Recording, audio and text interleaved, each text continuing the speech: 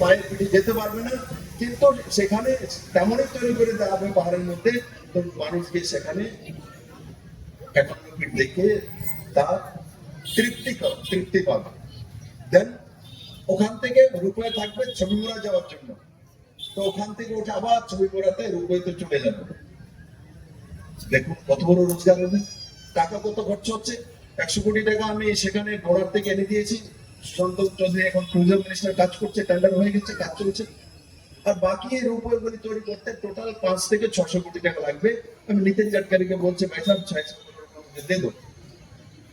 তো 600 কোটি টাকা আর একটা 700 কোটি টাকা আর 750 কোটি টাকা খরচা করার পর 2-3 বছর পরে দেখবে যে এটা ত্রিপুরার মানুষের কত বড় রোজগার দেয়, ত্রিপুরাকে দুনিয়া চেনবে তখন।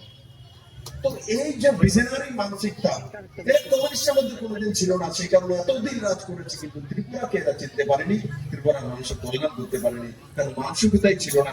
তাদের মিছিল মিটিং নারী সমিতি বাইরেদের চিন্তাই হতো না, সকালবেলা উঠে তারই চিন্তা করতেন, বাইরের চিন্তা নেই।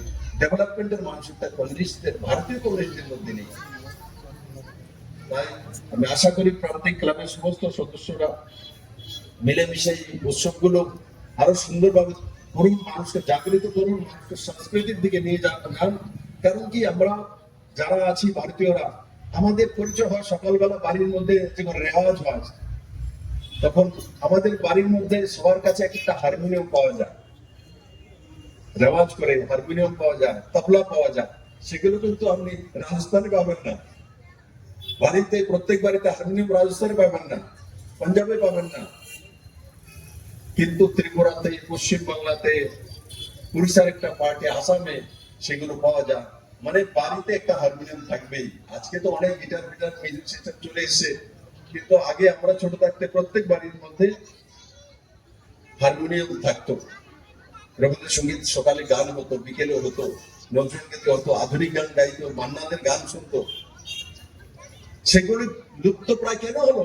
একমাত্র কমিউনিস্টের কারণে। কারণ কালচারের মধ্যে আঘাত করতো। গান গেলে মেয়েকে গান গাইয়ে কি করবে, বিশারদ পাস করে কি হবে, নারী সমিতি নিয়ে আসো, মিছিল করো, মিটিং করো, চাকরি দেবো, 12টা বাজিয়ে দিয়েছে। আমি আশা করি যে আমি যে কথাগুলো বললাম হয়তো আপনার কাছে ভালো লাগে, জীবনে প্রয়োগ করুন।